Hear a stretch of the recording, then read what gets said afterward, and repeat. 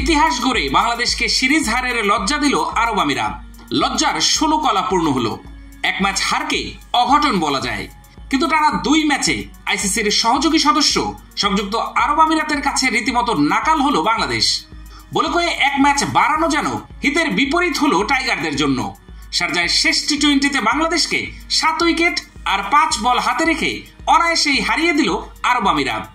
Series জিতেছে 2-1 ব্যবধানে। বাংলাদেশ এতদিন ধরে ক্রিকেট খেলেও আরব আমিরাতের গেম প্ল্যানের কাছে হেরে গেল। টেস্ট খেলুড়ে কোনো দলের বিপক্ষে এটি আরব আমিরাতের প্রথম টি-20 সিরিজ জয়।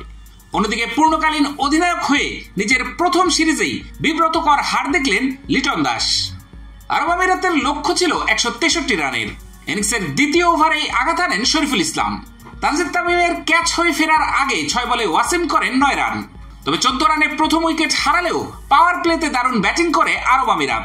6 ওভারে তোলে 1 উইকেটে 50 রান। অবশেষে 8ম ওভারে বল হাতে নিয়েই ব্রেক থ্রু রিশাদের। 23 বলে 29 করে বোল্ড হন মোহাম্মদ জুহাইব। এরপর জুটি গড়ে তোলার চেষ্টা করেন আলিশান সারাফু আর রাহুল চোপড়া। তাদের 20 বলে 21 রানের জুটি ভাঙেন তানজিম সাকিব। 13 বলে 13 রানে ফেরেন তিনি। এরপর দলকে এগিয়ে নিয়ে যান আলিশান। রিশাদকে ছক্কা মেরে 38 বলে 50 পূরণ করেন তিনি। এরপর আসিফ খানকে সঙ্গে নিয়ে ম্যাচ বের করে নিয়ে আসেন আলিশান। চতুর্থ উইকেটে তারা 52 বলে 91 রানের অবিচ্ছিন্ন জুটি করেন। আলিশান 47 বলে 68 আর আসিফ 26 বলে 41 রানে অপরাজিত থাকেন। এর আগে টস জিতে বাংলাদেশকে ব্যাটিংয়ে পাঠায় আরব আমিরাত। ব্যাটিংয়ে নেমেই বিপদে পড়ে টাইগাররা। 71 রানে 7 উইকেট আর 84 রানে নেই 8 উইকেট।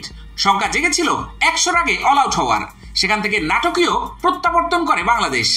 হাসান মাহমুদকে সঙ্গে নিয়ে 44 রানে দারুণ এক জুটি গড়ে তোলেন জাকের আলী অনিক। 34 বলে 41 রানের মোটামুটি ঝড়ো ইনিংস খেলে আউট হন জাকের। শেষ ওভারে আরব আমিরাত অধিনায়ক মোহাম্মদ ওয়াসিমের বলে ঝড় তোলেন হাসান মাহমুদ ও শরীফুল ইসলাম। দুজন মিলে 26 রান নেন 1 ওভারে, যার ফলে বাংলাদেশের স্কোর শেষ পর্যন্ত 9 উইকেট হারিয়ে সম্মানজনক 162 রানে গিয়ে শেষ হয়। না হলে আরো বড় লজ্জার মুখে পড়তে হতো টাইগারদের।